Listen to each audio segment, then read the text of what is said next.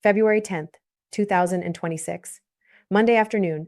Matthew Moran, billionaire owner of the Ambassador Bridge, net worth $1.5 billion, met with Commerce Secretary Howard Lutnick in the White House. Hours later, 6 p.m. Eastern, Donald Trump posted on Truth Social, threatening to block the opening of a competing bridge. The Gordie Howe International Bridge. Canada paid $4.7 billion to build it. Trump demanded America get at least half ownership for free. Hit subscribe because what happened between that meeting and that threat reveals the most blatant corruption we've seen from this administration yet. Let me show you exactly what happened. Because this isn't complicated. A billionaire who owns a monopoly bridge lobbied Trump's Commerce Secretary. Then Trump threatened to destroy the competition. That's it. That's the entire story. Corruption in its purest form. The Gordie Howe International Bridge connects Windsor, Ontario to Detroit, Michigan. 6 lanes, modern design, massive capacity. Construction started in 2018, nearly complete, set to open in 2026. Cost $4.7 billion. Some estimates say $5.7 billion or even $6 billion, depending on which currency and what expenses you count. Who paid for it? Canada. 100%. Every single dollar. Canadian taxpayers funded the entire project, including the American side. The plaza, the inspection facilities, the customs infrastructure, all of it, on American soil, paid for by Canada. Share this video with everyone you know because ownership is already split 50-50. Under a 2012 agreement signed by the United States and Canada, Michigan owns half, Canada owns half. Jointly operated, toll revenue split. That's the deal. That was always the deal. Trump knows this, because in 2017, Trump praised this bridge. He called it a vital economic link between our two countries in a joint statement with then Prime Minister Justin Trudeau. 2017. Trump loved the bridge. 2026. Trump wants to block it. What changed? Matthew Moran. Make sure you're subscribed to Daniel Cross Show because the Maroon family owns the Ambassador Bridge. The current crossing between Windsor and Detroit opened in 1929. Privately owned since 1979 when Manuel Matty Moran bought it. The Ambassador Bridge is the busiest international trade crossing in North America. Over 25% of all trade between the United States and Canada flows across that bridge. Trucks, cars, commercial vehicles, all day, every day. And the Moran family collects tolls on every single one, hundreds of millions of dollars in revenue every year from a monopoly on Detroit-Windsor crossings. Until now. Until the Gordie Howe Bridge opens. Then the Moran monopoly ends. Suddenly there's competition, modern infrastructure, public ownership, lower tolls potentially. And the Moran family loses billions in future revenue. So what did they do? They tried to kill it. 2012. Matty Moran funded a statewide Michigan ballot measure, tried to restrict the state's ability to own or develop new international bridges. The ballot measure failed. Voters rejected it. Then Moran sued. Multiple times. Challenged the bridge in court. Lost every case. 2018. During Trump's first term, Moran bought TV ads, lobbied the Trump administration directly, tried to get Trump to revoke the presidential permit allowing construction, claimed the bridge violated their exclusive right to collect tolls. Trump didn't bite. Construction continued. Matty Moran died in 2020. His son Matthew took over. Same business, same monopoly, same opposition to the Gordie Howe Bridge. Check out what Matthew Moran has been doing since Trump won re-election, donating heavily to Republican causes, to Trump's campaigns, to Trump-aligned groups. The Moran family has been prolific Republican donors for years. And then came February 10th, 2026. Monday morning, Matthew Moran gets a meeting with Commerce Secretary Howard Lutnick at the White House or Commerce Department offices, details unclear, but the meeting happened. The New York Times confirmed it with 2 officials. What did they discuss? Unknown officially, but we can guess. The Gordie Howe Bridge, competition, revenue loss, monopoly protection, billions of dollars at stake. After the meeting, Lutnick called Trump. They spoke by phone about the bridge, about Moran's concerns, about what Trump could do. Then at 6 p.m. Eastern, Trump posted on Truth Social. He wrote, "I will not allow the Gordie Howe International Bridge, which is under construction between the United States and Canada, to be opened until the United States is fully compensated for everything we have given them, and unless Canada starts to treat the United States with the fairness and respect that we deserve." Fully compensated. For what? Canada paid for everything. Trump continued, "With all that we have given them, we should own perhaps at least 1/2 of this asset.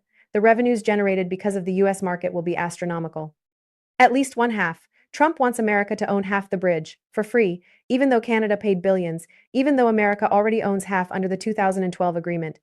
Share this with anyone who needs to understand how corrupt this administration is. A billionaire met with Trump's Commerce Secretary. Hours later, Trump threatened to block his competition. That's not coincidence, that's corruption. Representative Robert Garcia, California Democrat, ranking member of the House Oversight Committee. He sent a letter to Lutnick on Wednesday, February 12th, demanding answers. Garcia wrote, "It appears that you have chosen to protect a politically connected billionaire donor family at the expense of promoting American commerce." He added, "It is flatly unacceptable and undeniably corrupt to allow a wealthy donor to dictate our foreign and economic policy in order to protect his personal business interests." Garcia requested all documents and communications between Lutnick and the Moran family, between the Commerce Department and the White House about the bridges, between anyone in the administration and Matthew Moran. He wants the corruption documented, exposed, investigated. Make sure you stay subscribed because Michigan Democrats are furious. Senator Gary Peters, Michigan Democrat, he said blocking the bridge would be devastating for Michigan workers and the economy. Senator Alyssa Slotkin, Michigan Democrat. She called Trump's threat absurd and said it would hurt American trade more than Canadian trade. Representative Rashida Tlaib, Michigan Democrat on the Oversight Committee. She said, "It's no surprise that Matthew Maroon, Trump's billionaire donor and owner of the dangerously obsolete Ambassador Bridge, met with the Trump administration mere hours before President Trump absurdly threatened to block the safer, more efficient Gordie Howe International Bridge from opening. Dangerously obsolete. That's what Tlaib called the Ambassador Bridge. And she's not wrong. The bridge is 97 years old, built in 1929, infrastructure from a different era. Traffic congestion, safety concerns, limited capacity. The Gordie Howe Bridge is modern, 6 lanes instead of 4, better traffic flow, state-of-the-art inspection facilities, designed for 21st century trade volumes. But the Ambassador Bridge makes the Moran family hundreds of millions of dollars, so Trump threatened to block the competition." Governor Gretchen Whitmer, Michigan Democrat, she said, "This is the busiest trade crossing in North America. The Gordie Howe International Bridge is all about jobs. It's good for Michigan workers and it's good for Michigan's auto industry."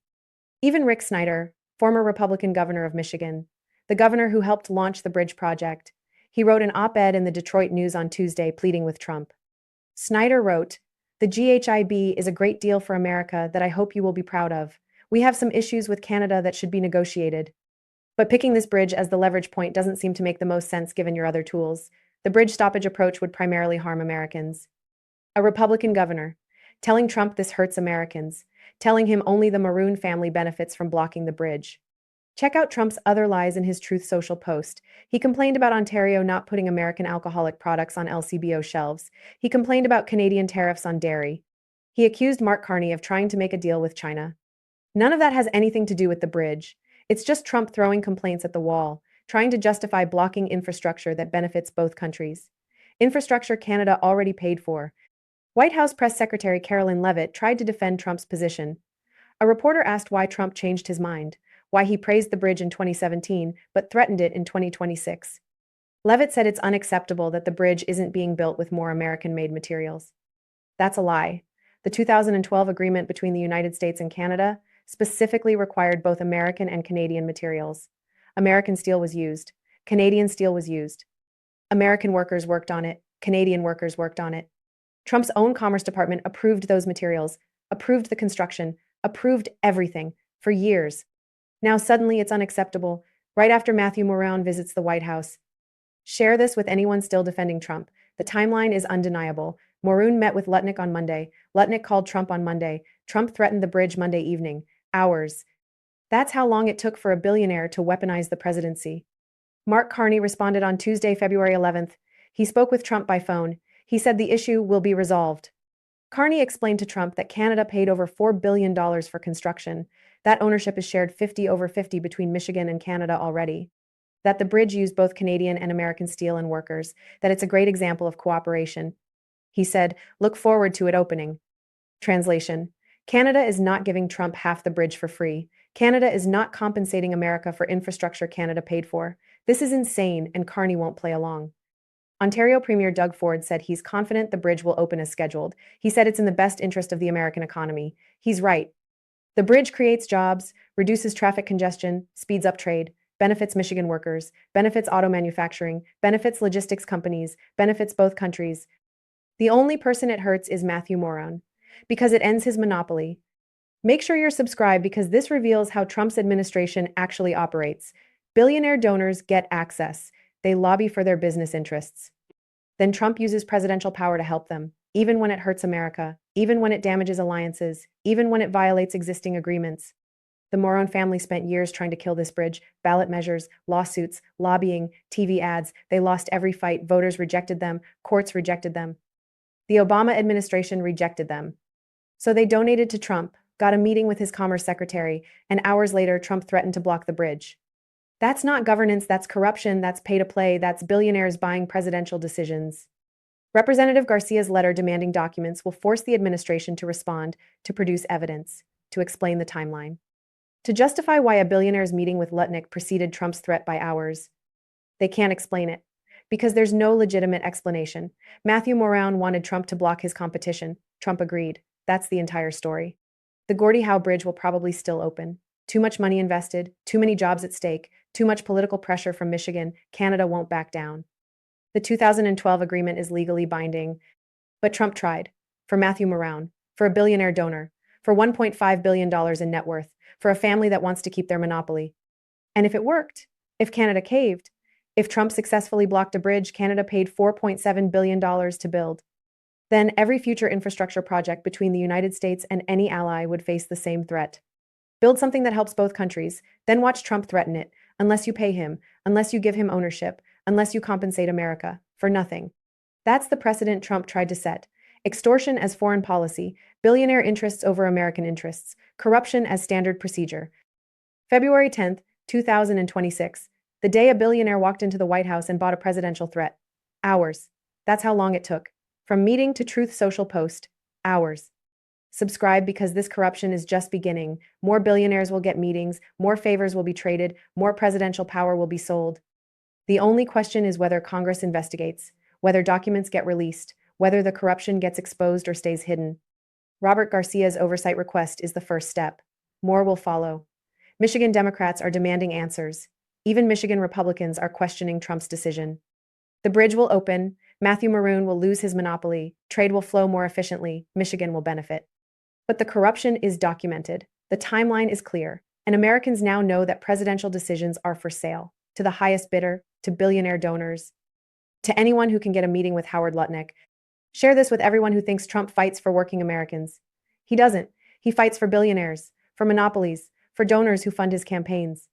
Matthew Moran owns a bridge. Trump tried to destroy his competition. That's corruption. Simple, clear, undeniable. Leave a comment. Should Lutnick be forced to resign? Should Congress subpoena all communications between the Commerce Department and the Moran family? Should Trump face consequences for weaponizing presidential power for a donor? The answer determines whether we still have a government that serves the people, or just serves whoever pays enough. Thanks for watching. I'll see you in the next one.